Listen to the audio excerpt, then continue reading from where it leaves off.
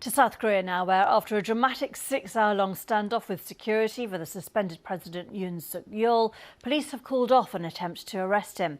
If they'd been successful, Yoon would have become the first sitting president to be arrested in South Korea's history.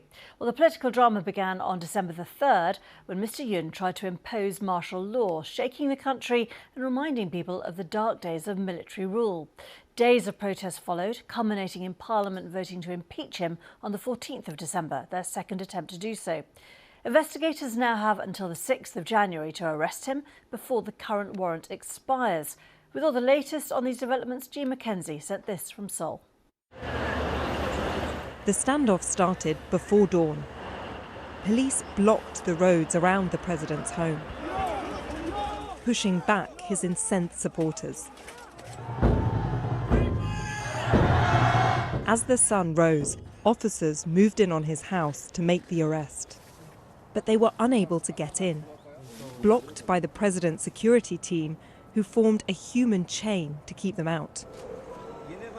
At lunchtime, they gave up.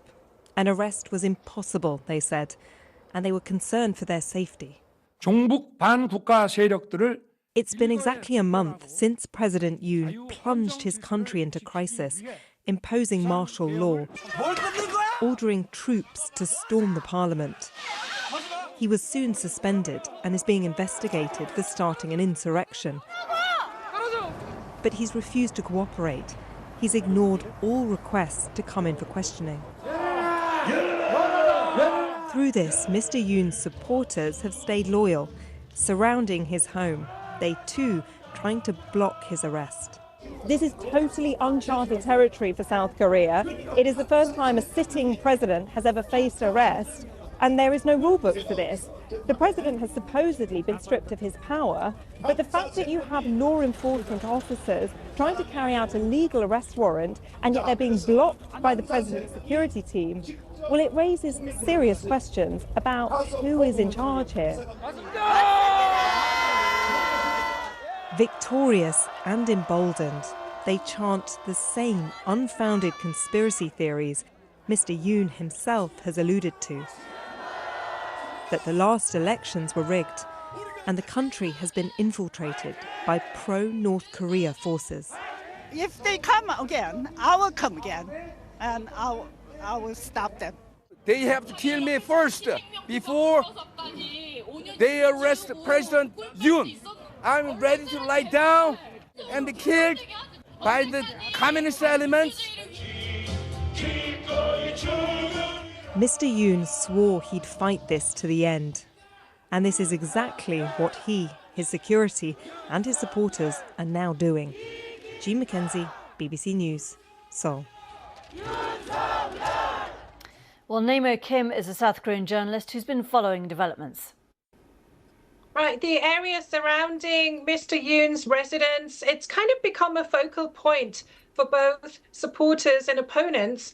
And that meant that the atmosphere there has been incredibly charged and tense. Very large crowds have gathered. It's virtually impossible to go anywhere near his residence. That it's kind of by a very, usually very traffic-filled thoroughfare.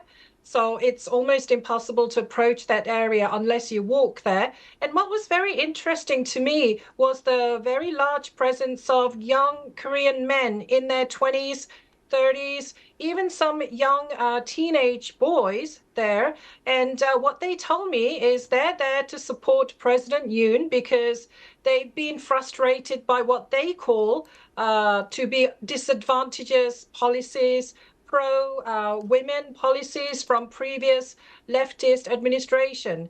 And they say that Mr. Yoon's strong national security policies resonate with them, and that's why they have gathered there. And it seems to me that these young men have been grouped together by several YouTubers, streamers with a lot of subscribers, which was very different from other protests in South Korea that I've seen. And anti-corruption investigators have appealed to the acting president to intervene so that they can arrest President Yoon Suk Yeol. Does that look likely, and what would be the impact of that if it happens? Right. Well, investigators may attempt to enforce the current arrest warrant before it expires. As your correspondent told us, it expires this coming Monday, and investigators have inferred that they would need additional police support due to a very fierce resistance on the part of President Yoon's Secret Service. And we also have to remind ourselves he still holds the position. He's unable to perform his duties as president, but he still holds the position, which is why he's backed by the Secret Service detail. Just briefly, obviously South Korea has also suffered this plane crash. It's been obviously a very dramatic time in the country. Are those two events being seen together in any way, or is that event having a political impact? Yes, strangely enough, those two events, the Mr. Yoon situation and the disaster, the aviation disaster, they are somewhat loosely linked because the airport where the disaster happened is in an area which has almost 90% backing for the progressives. And many people are saying that the airport should not have been built because there was already another airport only 30 minutes from this one. So the situation is making the political turmoil here in South Korea even worse because as investigators are looking into the possible causes of the aviation disaster as well. Journalist Nemo Kim there.